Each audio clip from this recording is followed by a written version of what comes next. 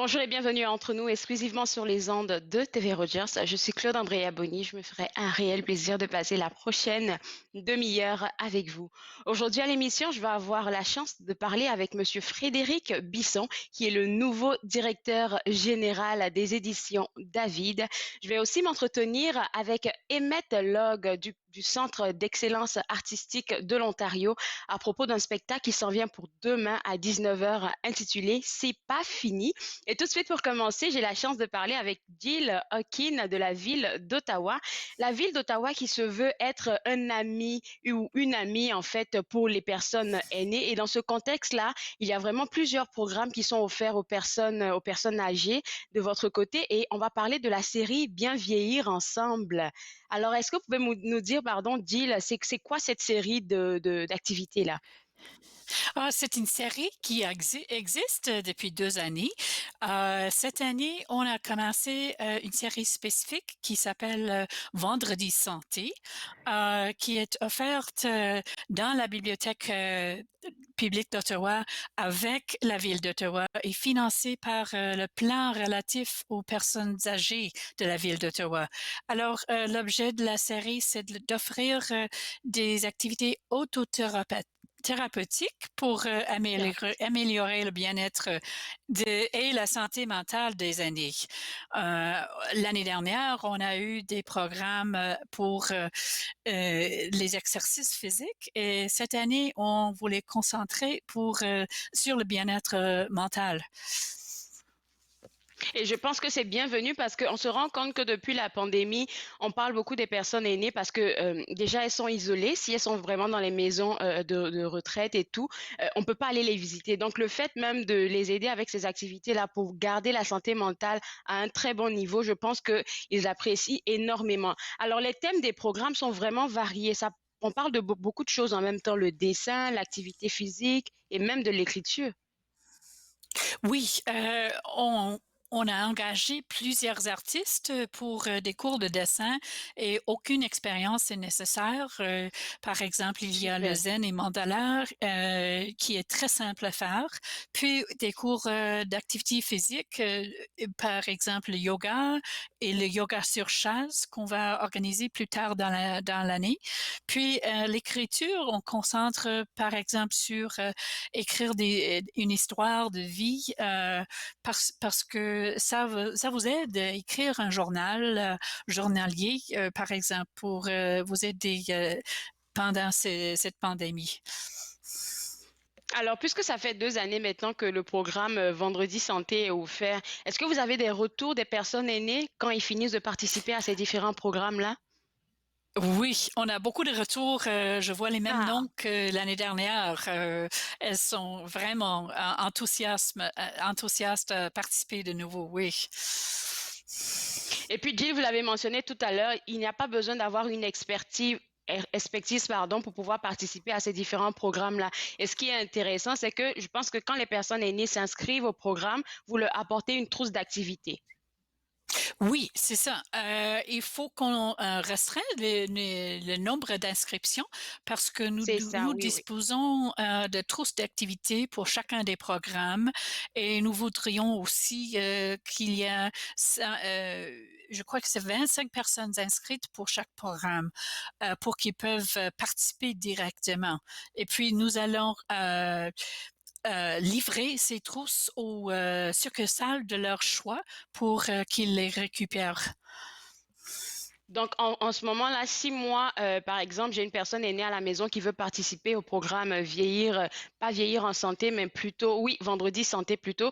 Donc, il faut vraiment que je m'inscrive. Ensuite de ça, je donne une adresse ou une succursale de quelque part et puis je vais aller chercher ma trousse d'activité, c'est ça? Exactement. Si vous répondez sur notre site web en vous inscrivant, et il faut pour s'inscrire avoir une carte de membre de la Bibliothèque publique De la d'Ottawa bibliothèque, oui. qui est gratuite pour les résidents d'Ottawa. Et si vous voulez obtenir une carte, c'est possible de l'obtenir en ligne sur notre site web ou d'appeler InfoService au numéro 613-580-2940, que je peux répéter plus tard, pour qu'on vous aide directement à obtenir une carte ou à renouveler la carte s'il le faut. Et puis, une fois inscrite, on va vous contacter par courriel et vous demander quelle succursale vous voudrez ramasser la trousse et puis voilà, on va l'arranger.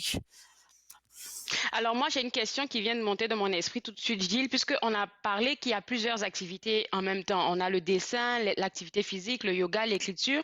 Donc je suppose que je me demande si la trousse d'activité, en fait, elle est spécifique pour chaque activité. Exactement. Chaque cours Ok, ok, comprend 2 ateliers et chaque cours a sa propre trousse d'activité. c'est bon. Oui. C'est bon, c'est bon. Et là, je me rends compte qu'il y a trois prochaines activités en français qui arrivent bientôt, le 11 et le 18 juin. Et là, ça sera le dessin, je pense. Oui, les 3 prochaines activités, le premier sera le 11 et 18 juin, exactement, c'est le dessin de la nature. Alors cela, c'est une exploration du dessin en noir et blanc.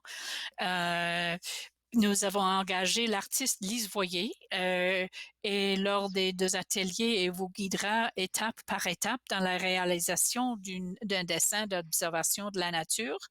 Et vous expérimenterez avec de divers matériels d'art qui seront dans la trousse, dont le fusain et divers types de crayons graphites.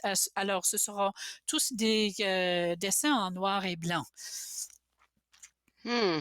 Alors, là, pour les prochaines activités sont le 16 et le 23 juillet. Et ça, c'est le zen et mandala, ou est-ce qu'on n'a pas besoin d'être un expert pour participer? Pas du tout, oui. Ce seront des dessins avec un crayon en feutre et puis colorié aussi avec des crayons en feutre qu'on va vous donner dans les trousses.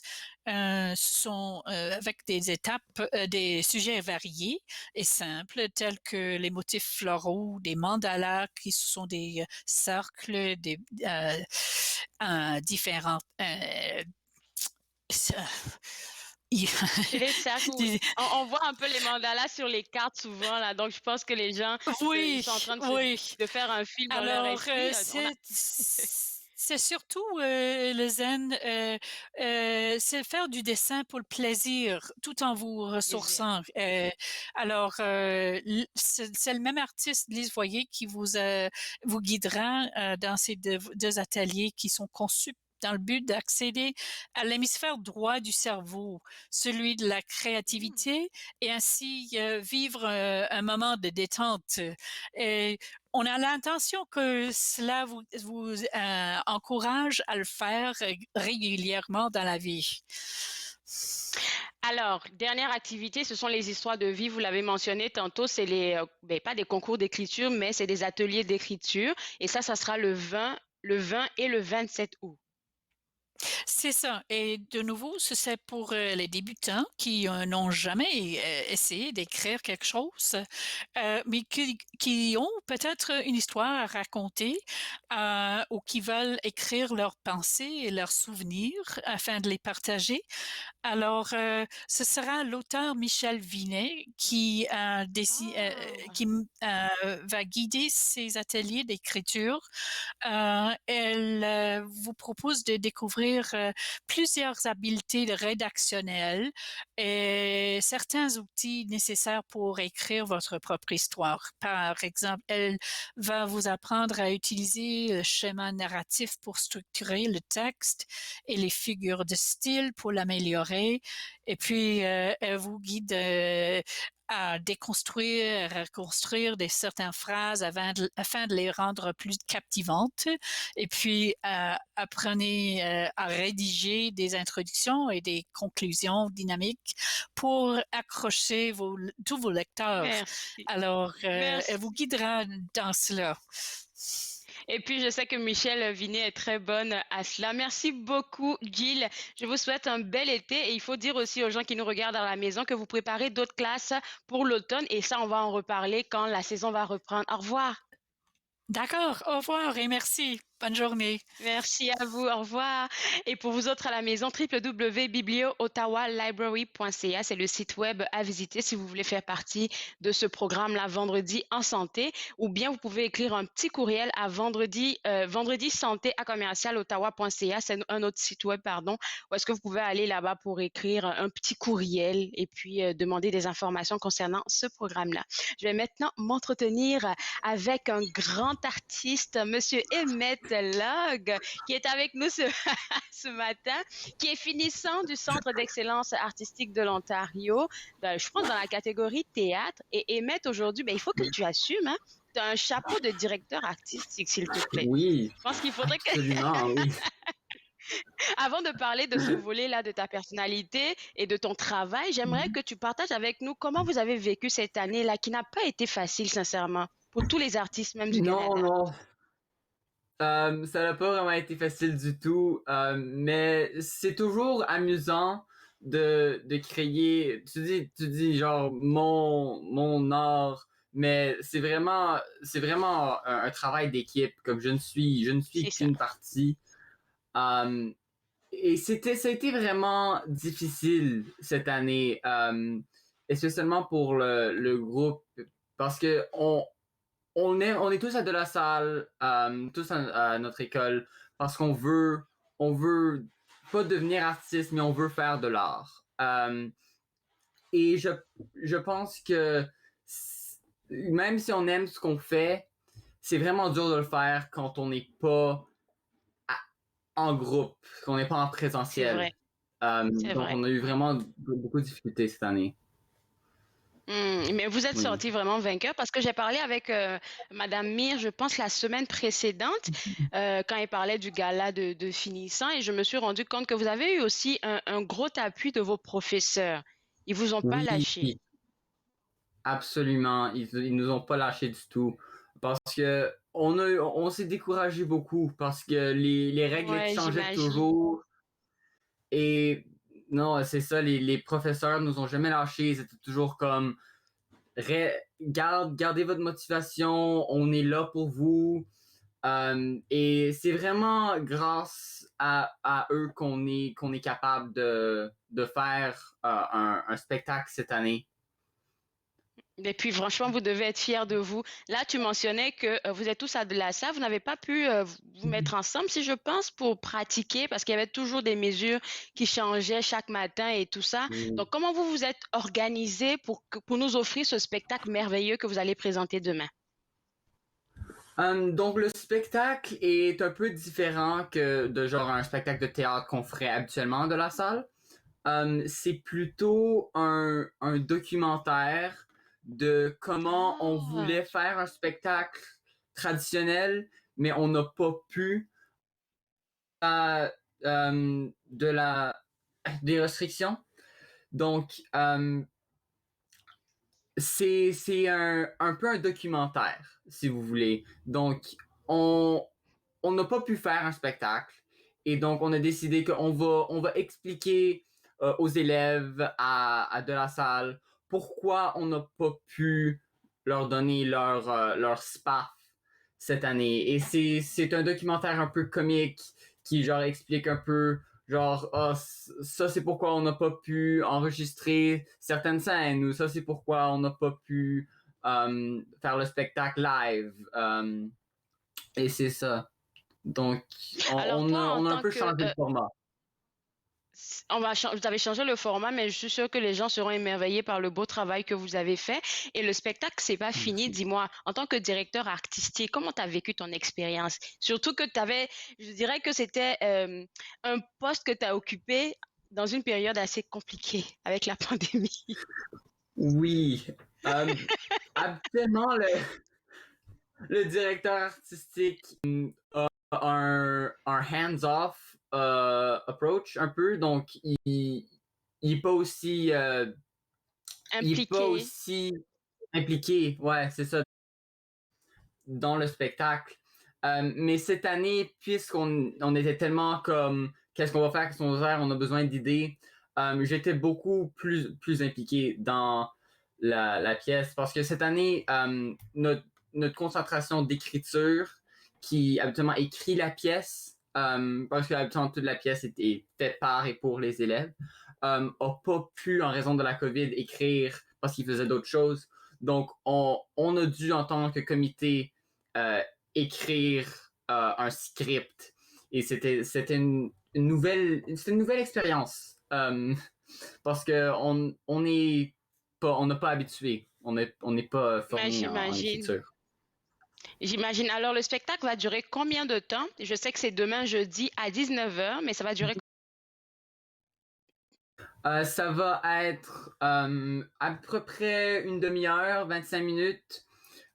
C'est un cours documentaire. Les billets sont sur le cao.ca, Le 5 site web, le ouais. billet, puis on vous enverra un lien. C'est super ça. Écoute, Emmett, il y a aussi une bonne nouvelle qu'on veut annoncer aux gens. Vous êtes tellement généreux, même en période de pandémie. Vous avez travaillé fort, vous allez vendre des billets et l'argent récolté vraiment sera reversé, une partie des fonds sera reversée à la Banque alimentaire d'Ottawa. Donc ça, vraiment, Oui, chapeau bas.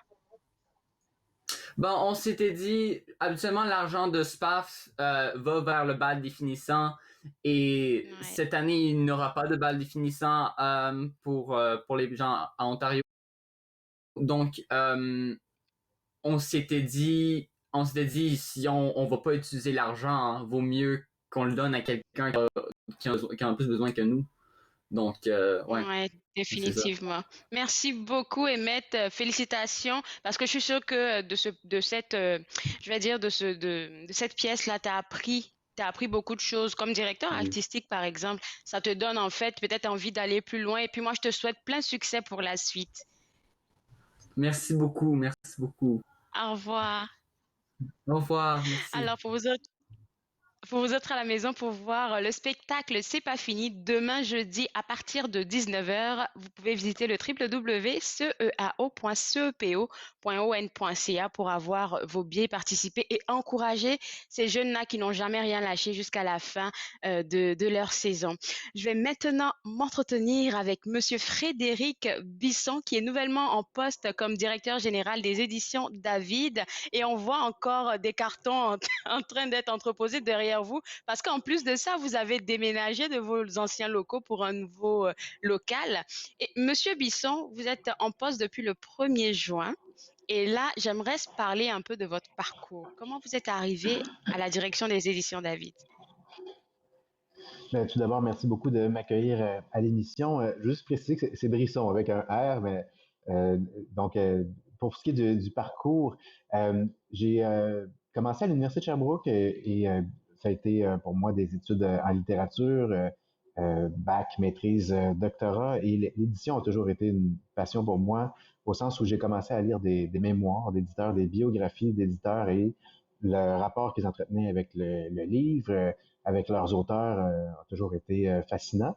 Ce qui fait que ça m'a amené, en fait, de fil en aiguille à démarrer, à être responsable du programme de deuxième cycle en édition qui est offert à l'Université de Sherbrooke au campus de Longueuil, donc tout près de Montréal. À cette époque-là, ben, l'idée, c'était de former des éditeurs pour qu'ils puissent être eux-mêmes dans le métier. Puis on avait toutes sortes de professionnels qui venaient donner des cours. Ça a été une formation très novatrice. Et donc, j'ai fait ça pendant 7 ans et décidé de me rapprocher moi-même du milieu et de changer de ville et même de province, puisque j'ai déménagé à Ottawa pour devenir directeur général du regroupement des éditeurs franco-canadiens. Donc, qui est un organisme qui Oui. réunit 15 éditeurs euh, partout à travers le Canada en langue française. J'ai beaucoup apprécié mon passage là, j'ai beaucoup découvert et non seulement découvert, mais je me suis plongé dans la littérature franco-canadienne et fait toutes sortes de belles rencontres. Et là, j'ai eu envie de moi-même me plonger de mettre la main à la pâte beaucoup plus de plus proche, d'être encore plus proche de l'action. Ce qui fait que je suis très heureux maintenant de cette nouvelle, ce nouveau défi, cette nouvelle aventure comme directeur des éditions David. Alors, Moi, j'ai remarqué quelque chose, surtout depuis que la pandémie a commencé. Je me suis rendu compte que le monde du livre a le potentiel de se réinventer. Ça, c'est pas quelque chose qu'on avait l'habitude de voir. OK, l'auteur, il écrit un livre, la maison d'édition la publie, on fait, je vais pas un party, mais on fait des retrouvailles où est-ce que l'auteur présente son livre à ses lecteurs et tout. Mais avec la pandémie, là, la donne a complètement changé. Et quel est le regard que vous portez sur la littérature, surtout la littérature de notre région ici? Ben, tout d'abord, en temps de crise, moi qui est historien du livre au départ, c'est très clair que quand il y a des guerres, des choses phénoménales qui bouleversent l'ensemble d'une société, les gens se plongent vers le livre C'est premièrement, ils vrai, ont oui, du oui, temps, mais on l'a vu pendant la pandémie, et les gens se posent des questions, ils veulent être divertis, et le livre, c'est magique. Pour ça, on s'y replonge et on y retourne avec beaucoup de bonheur, on le redécouvre.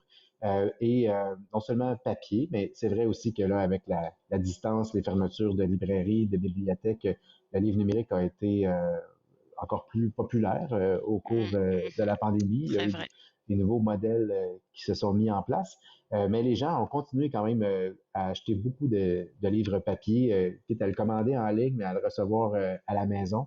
Euh, et euh, il y a donc non seulement le livre a eu une grande place au cours de la dernière année, mais aussi les auteurs ont eu du temps pour écrire un peu plus on peut s'imaginer très bien que le nombre d'œuvres artistiques inspirées de la situation de crise qu'on a vécue et qu'on continue de vivre va être assez foisonnante dans les prochaines années. Oui, Et définitivement. ouais, et on a pu en fait se réinventer jusqu'à un certain point, mais aussi voir les limites du modèle numérique. Je pense que ce qui va prédominer pour la suite des choses, au moins pour l'organisation du travail, pour toutes sortes d'événements liés au livre, ça va être des événements hybrides. Mais les gens ont un vrai appétit pour se retrouver, retrouver les auteurs, les lecteurs, les libraires, les bibliothécaires, les salons du livre, faire des lancements. C'est une des caractéristiques aux éditions David. On aime beaucoup les lancements et c'est une tradition avec laquelle on a très hâte de renouer en personne. Il y a quelque chose de magique. Le livre, c'est Oui, profondément oui, humain. oui. Ça peut sembler paradoxal, Mm. mais c'est important de retrouver les gens. J'entendais quelqu'un qui me disait la dernière fois en pleine discussion, ça m'a fait rire. Tu sais, maintenant, je pense pas que les gens lisent beaucoup, mais je me rends compte que c'est faux. C'est faux parce que tant qu'il y aura des auteurs, tant il y aura des lecteurs. Vous avez parlé tantôt, pardon, des livres numériques, mais moi, je suis pas quelqu'un qui peut lire de manière numérique. Là, je préfère avoir mon papier en main. Donc, je suis encore peut-être, on va dire, peut-être de la vieille école, si je peux dire, parce que les gens de ma génération, eux, c'est carrément numérique. Moi, je supporte pas ça. Je préfère avoir le livre en main et puis le lire. Et autre chose que j'ai remarqué aussi, peut-être que vous serez d'accord avec moi ou pas, mais c'est que les auteurs aussi ont essayé de se tourner vers les podcasts. C'est quelque chose qui a beaucoup fonctionné aussi durant la pandémie pour les auteurs. Oui, puis ben, je dirais que c'est une flèche de plus à l'arc de la promotion C'est des ça. différentes initiatives qu'on peut mettre sur pied.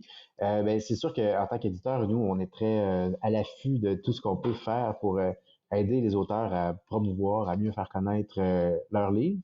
Les podcasts, ben, c'est toujours bienvenu, puis on ne sait jamais trop où ça mène. C'est pas nécessairement une vente immédiate ou un lecteur qui va lire le livre tout de suite, mais un lecteur en fait, les auteurs sont toujours intéressants à entendre parler de leur œuvre, Très vrai, très vrai. leur inspiration, des réflexions que ça engendre. Alors, c'est tout à fait bienvenu ce type d'outil. Alors là, vous êtes en poste maintenant, comme je l'ai dit, depuis le 1er juin à la direction des éditions David. Quelle est la vision que vous avez pour les prochaines années concernant cette maison d'édition-là? Ben, tout d'abord, je tiens à rendre hommage au directeur général sortant, Marc Hankins, et à toute l'équipe Oui. qui est en place, Marc Pelletier à l'éditorial, Véronique Sylvain à la promotion, Anne-Marie qui est la directrice de production. Euh, la maison est très solide, très bien bâtie sur de très belles bases. Alors, le mandat que j'ai en arrivant, ce n'est pas de faire table rase et de tout révolutionner. Je pense qu'au contraire, il faut continuer d'ajouter des étages à l'édifice qui est C'est déjà ça. construit. Maintenant, comment ça va se traduire? Ben, je pense que je vais rester les yeux grands ouverts pour essayer de trouver de nouvelles opportunités, trouver de nouvelles façons de faire. C'est sûr qu'en arrivant avec une perspective un peu différente, avec des connaissances un peu différentes ou des idées, c'est pas quelque chose que je peux nécessairement partager tout de suite en disant ben on va faire ci, on va faire ça, mais je Graduellement. pense que c'est au fil du temps, exactement, qu'on pourra analyser, voir si des choses sont possibles et éventuellement les mettre en place. Alors moi, je pense que, je parle pour moi, je pense que vous êtes un cadeau pour la maison d'édition David. Pourquoi? Parce que vous avez été à la direction du regroupement des éditeurs franco-canadiens, comme vous l'avez mentionné en début d'entrevue, qui regroupe 15 maisons d'édition. C'est que vous avez pu voir, observer, analyser comment les autres maisons d'édition fonctionnent. Fait que ça vous donne un peu de jus pour apporter un plus aux éditions David, veut pas, parce que vous avez du bagage. Oui, et puis à quelque part, il y a des complémentarités qu'on peut imaginer. Je pense notamment aux autres maisons d'édition en Ontario. On sait qu'il y a 3 maisons d'édition majeures. Donc, en plus des éditions David, il y a les éditions L'Interligne ou les éditions Prise de Interligne. parole. Et donc, Oui. qu'est-ce que ces maisons-là ne font pas que les maisons d'édition David peuvent faire? Ou au contraire, qu'est-ce qui est déjà un peu commun à ces 3 maisons-là? Est-ce qu'on doit, nous, peut-être faire les choses autrement? Le fait d'avoir vu justement l'ensemble des maisons franco-canadiennes me permet d'avoir, c'est vrai, cette perspective-là, mais en même temps, il y a une belle relation, une forme de complicité, de collégialité avec non seulement les maisons d'édition franco-ontariennes, mais franco-canadiennes et québécoises aussi. Et c'est vrai que d'avoir pu participer à autant de salons, d'avoir pu Oui, discuter j'imagine. avec autant de gens dans le passé, ben, à quelque part, l'avantage de ça, c'est que le carnet d'adresse reste ouvert et qu'on peut Ah toujours ah! réactiver des discussions, mais avec un chapeau différent.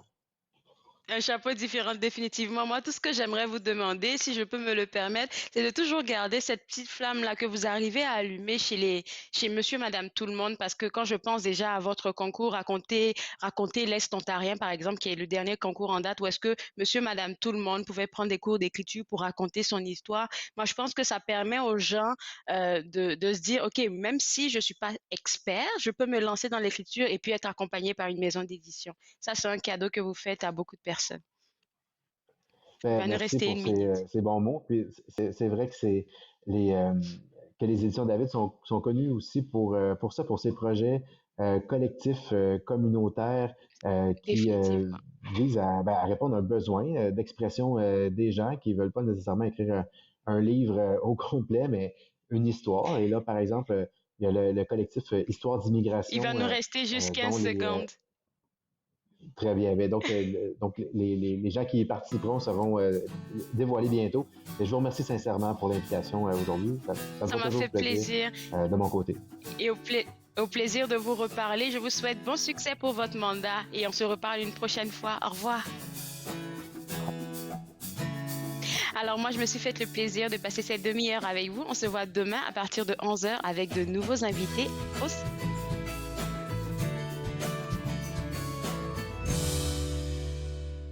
Faites-nous part de vos commentaires en composant le 613-521-2323 par courriel sur Facebook et Twitter.